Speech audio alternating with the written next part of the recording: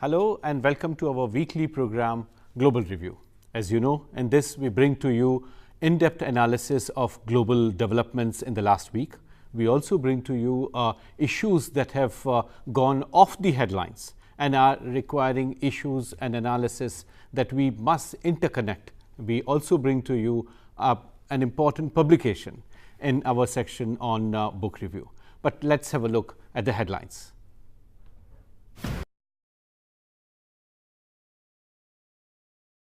Syria kills 70. Indian embassy in Equatorial Guinea soon. Indian president announces setting up of more missions across Africa. Brazil's former president Lula surrenders, finally ends up in the jail he himself inaugurated. Right-leaning candidate wins in Hungary, poses more challenge for European integration process. Xi's contradictory stand on trade. At Bao Forum, he justifies continuing with liberalization, and Bangladesh brings in reservation for civil servant jobs for 1971 veterans. Conflict emerges. Welcome. With some of these issues that our highlights capture, we bring them into a sort of focus and we pick up one story for detailed analysis. Last week, we hosted Prime Minister of Nepal here. Today, and across the globe, we pick up the details.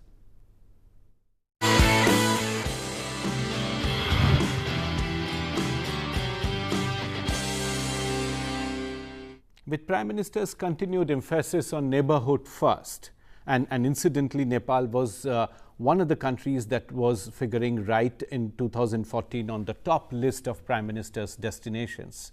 We hosted the new Prime Minister in Nepal. Prime Minister Oli was our guest here.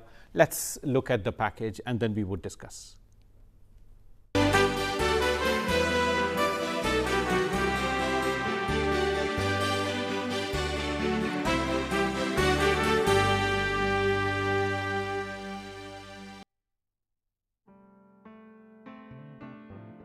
The Nepalese Prime Minister KP Oli's first visit to India after returning to power was a 3-day affair from April 6th to April 8th.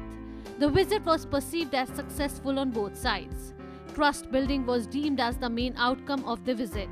The 3-day visit provided an opportunity to narrow down differences between Nepal and India that had cropped up between the two countries over the past few years.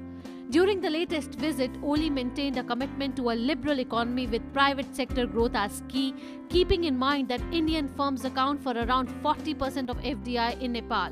A 12-point joint statement was issued suggesting a new degree of bilateral relations, taking it to a newer heights. The future of bilateral relations is to be based on equality, mutual trust, respect and benefit. 3 agreements were signed between Prime Minister Modi and Prime Minister Oli. The first is a strategic railway link between Raxaul in Bihar and Kathmandu in Nepal. This will be an electrified rail line built with India's financial support to enhance people-to-people contact and to allow bulk cargo movement with a landlocked neighbor. Secondly, India will help Nepal in the field of agriculture through organic farming, soil testing and education in farming. Third is an addition to the connectivity pacts between India and Nepal. The leaders decided to develop energy and inland waterway links again to increase transport and give sea access to the country. Prime Minister Oli also said that he intends to work closely with both China and India for Nepal's development. Prime Minister Modi reiterated the special friendship between the two nations and emphasized that support to Nepal as always will be based on the priorities and necessities decided by the government of Nepal. Equality, mutual trust, respect.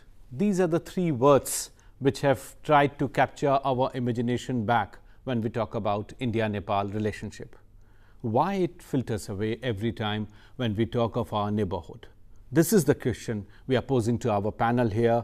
Let me first introduce Professor S.D. Muni, who is a well-established expert in terms of India's relations with Nepal, has served in Nepal, and we are also joined today by Professor Sriram Chorlia, well-known commentator on global affairs. Professor Muni, let me start it with you first. The idea of equality, mutual trust and respect, These are the three words which have been haunting us all the time whenever we talk about India-Nepal relationship. Right from our independence, when we entered into a sort of agreement, 1951, when the king came here for protection and sustenance of the kingdom. How you see, and you have been one of the keen observers of India-Nepal relationship, you have seen several regimes rise and fall, our relationship. How you look back and what kind of future you visualize today?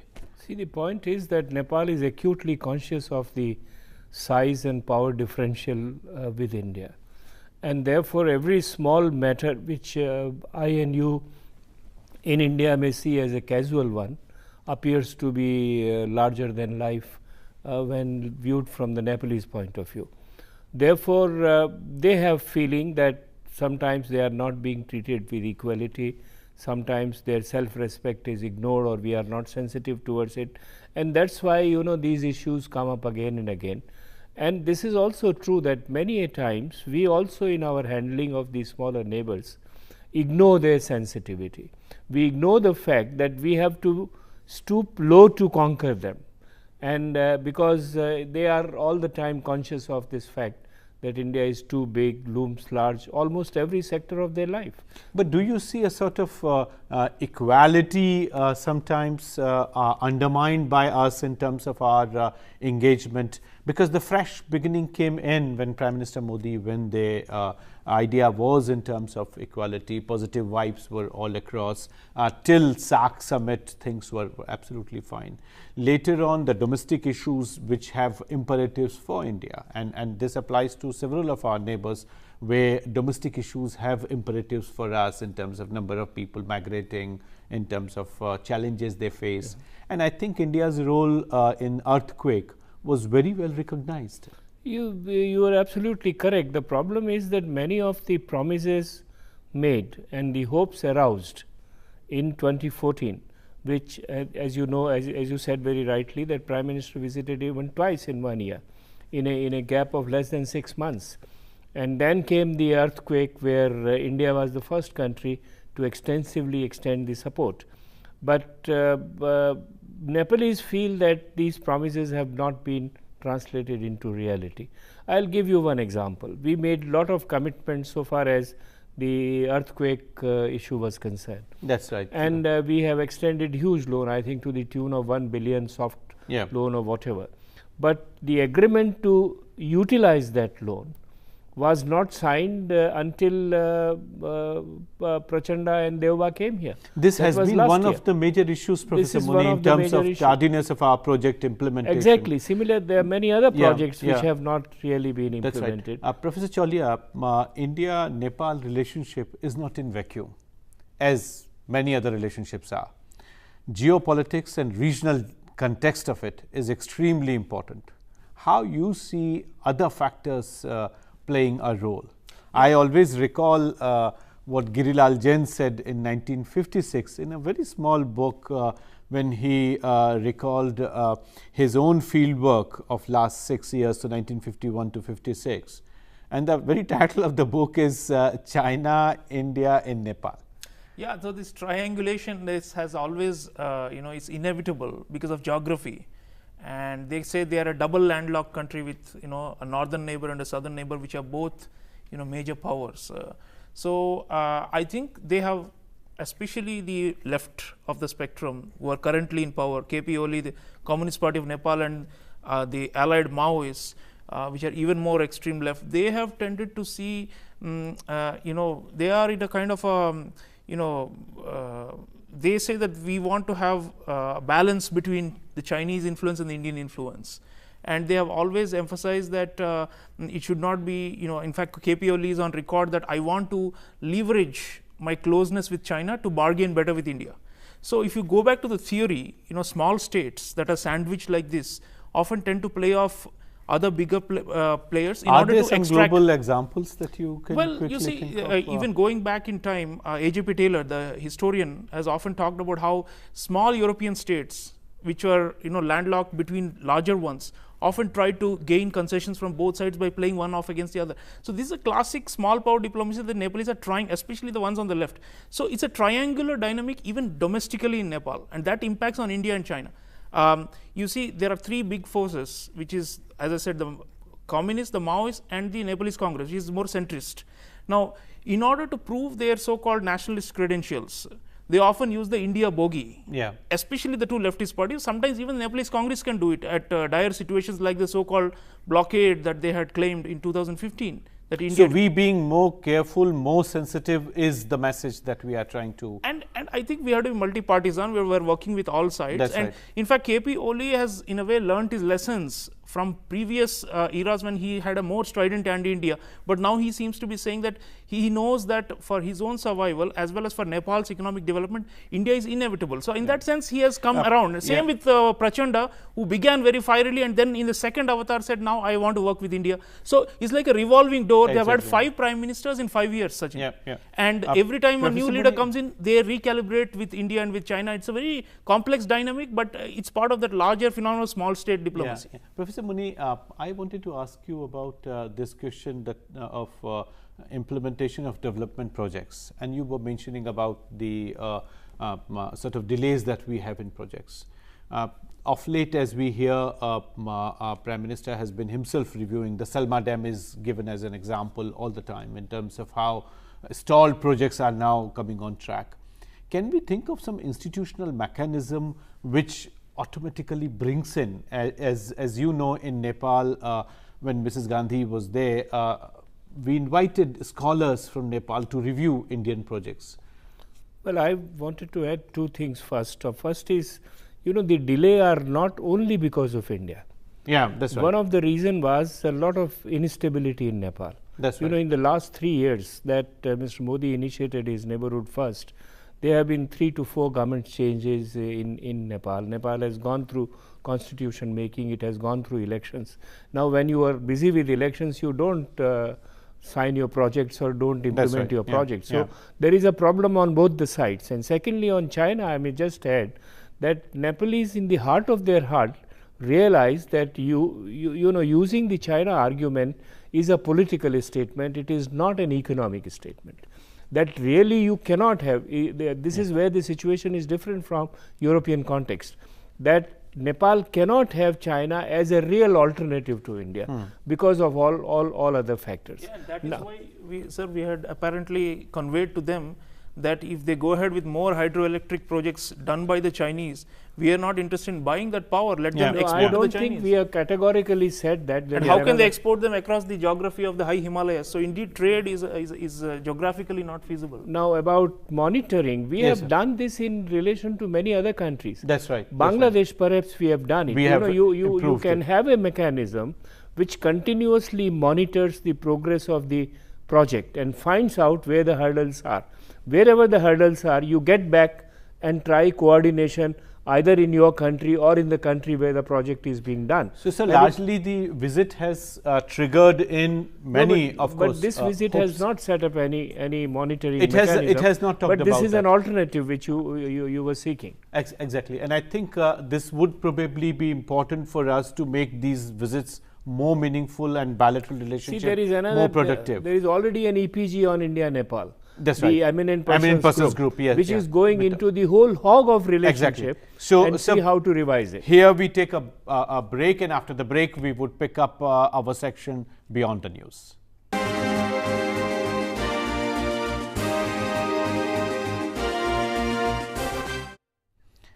Welcome back. As you know, in this section we pick up a story which has gone off the headlines but remains extremely relevant. And today we talk about China. The new party provision, which takes away the cap of 2 terms for the premier, now is open for Xi Jinping's continuation. In this section, Beyond the News.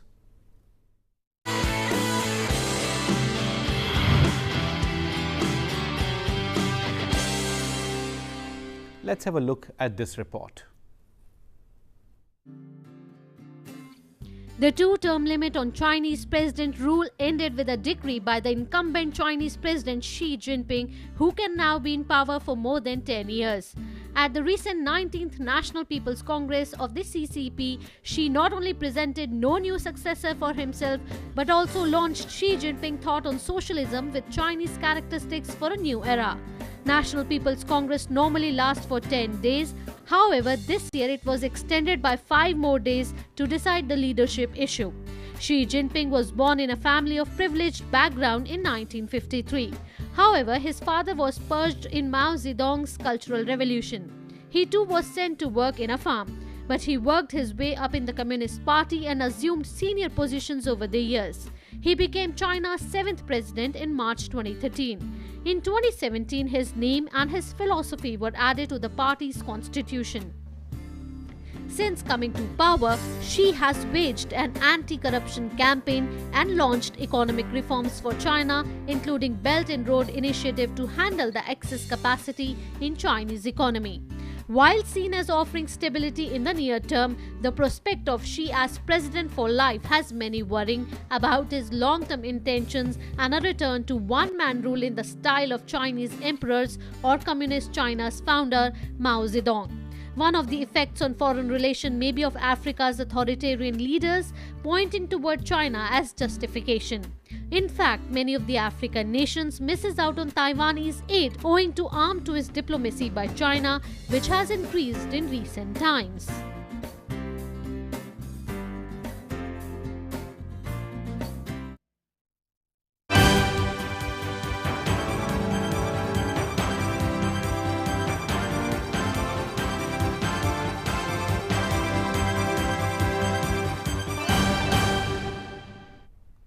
Given China's importance at the global level, the amount of development assistance that China is extending to African partners, what happens at political level in China is not merely confined to China alone.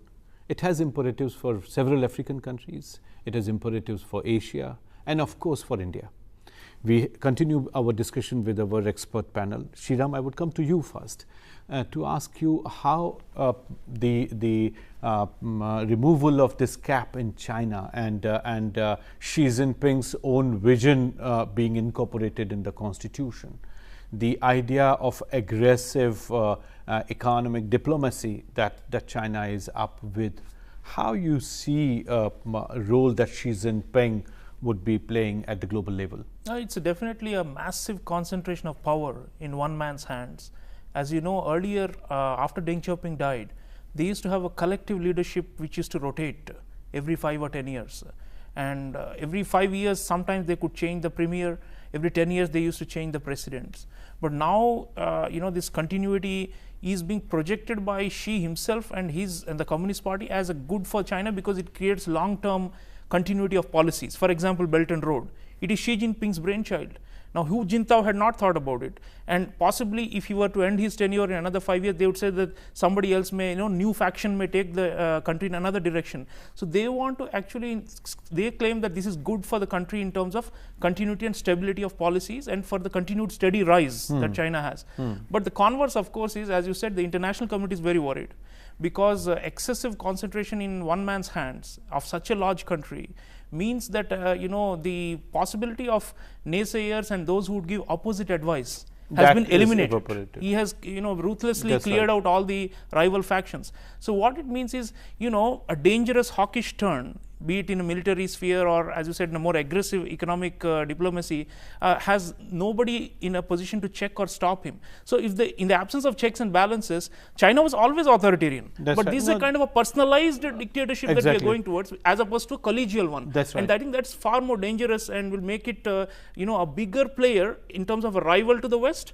But at the same time, for the developing countries, a harder nut to crack because they will not be able to move and manipulate different factions within the Chinese Communist Party now because Xi has completely cleared the field. Professor Muni, you have been observing the developments in Indian Ocean and what Sriram talked about economic diplomacy, how you see it at the strategic level in terms of that unfolding, what kind of geopolitical imperatives this has for Southeast Asia, but also for Indian Ocean at large? Well, there are clearly two currents. I mean, where most of China's neighbors in Southeast Asia and even South Asia are comfortable with Chinese prosperity and deep pockets, and are looking towards all the assistance and money which can come, including the trade, which all of them have a deficit trade. They are very uncomfortable on strategic count, whether it is South China Sea, whether it is even Mongolia on the Tibet issue, whether it is Vietnam in one way or the other, whether it is Singapore or Indonesia or even Malaysia and Thailand. So, they have problems on the strategic count. May I add here that this is what Xi Jinping is trying to do that, and perhaps he would succeed for the coming 5 years. I don't see much of the problem, but the problem of China would rise internally. Internally in the sense that with the growth, the internal distribution of resources have not taken place equally. That's right. And there are certain traps within which the dissent as well as what you call restlessness is very much visible, and Xi Jinping knows it, but there are no mechanisms still to address them. So, much depends upon how really he translates this growth and prosperity at the domestic count. Otherwise, he would have challenges. And when Professor Muni points out about internal traps that are coming in, don't discount Hong Kong and Taiwan. And let me, Shriram, ask you about Taiwan. Recently, you might have come across the news a Taiwanese premier made through her statement on why Taiwan's development assistance to countries is being blocked by China under one China policy. So this aggression would have imperatives for those who are seeking that development assistance money as well. May I just add? Yes, sure. Yes. With Taiwan and also Tibet and Xinjiang. Sure. Yeah. I mean, would you like to make some observation? No. I said. I just want to add. That's right. That's right. No. So they call these the core national sovereignty issues, and I think one China policy, Xi Jinping has been far more aggressive in demanding other countries be loyal to it. And they buy it in the sense like, aid is conditional upon, as you said, de-recognizing Taiwan. So Taiwan is down to just 20 countries in the world that recognize it. Once upon a time, it had 75 UN member states behind it. So it's a kind of, they want to eliminate any prospect of what they call splitism. And that's why they're also opposed to the Dalai Lama and what we are doing with Tibet and so on. So, but overall, if you see, I think the hawkish turn, especially in using the military more aggressively, has come out openly under Xi Jinping. They had that Deng Xiaoping philosophy of hide your strength, bide your time, but no longer. And they are asserting, if there is a talk of Chinese building a military base in Vanuatu, in the Pacific, they have already openly taken one in Djibouti, in the Western Indian Ocean.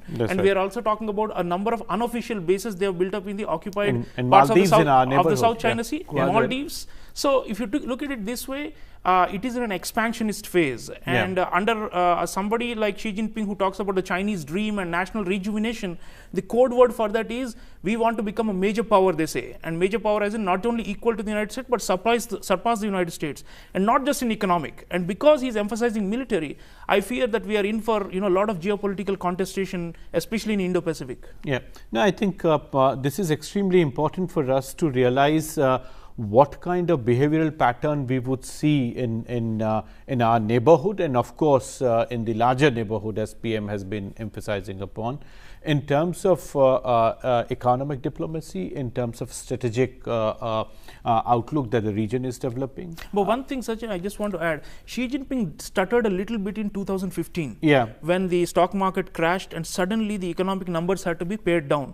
From their usual 8, 9, healthy 10%, they have come down to 6, or some say even 4 or 5, which is the actual rate of growth. So, if that decelerates and he is not able to, because he is heavily still reliant on state-owned enterprises and public, public sector, his strategy is based on command and control, then he may face the challenges Professor Muni is talking about. Because right now, people say he has reduced corruption, and people say he has maintained economic growth and therefore we will support him. But for how long this is sustainable, and when a mistake happens and there is only one person at top, people blame that person. So, it's a risky strategy. Professor Muni, you mentioned about several other regions. Do you see them getting into any kind of internal sort of trap that you referred to? Well, I think Xi Jinping and the whole of China is extremely insecure when it comes to Tibet and Xinjiang. despite the apparent control which they have it. And that's why they are now getting involved into Afghanistan. That's why they are so deeply into Pakistan, largely to ensure that the Xinjiang area is stable. Yeah. And that's why they are so worried about South Asia. They are coming here, whether it is Bhutan, Nepal, even India. Yeah. One of their conditions with us is that you don't deal with the Dalai Lamas. And remember Mongolia, when they invited Dalai Lama, they were forced, humiliated. They were That's asked right. to apologize to the Chinese. Now that shows your internal insecurity. That's right. And that's what notable is. We now turn to our last section, in which we pick up a new publication, a new report or a book which captures the essence of what we discuss in our last section on Beyond the News. So today we pick up a book on China. Let's have a look.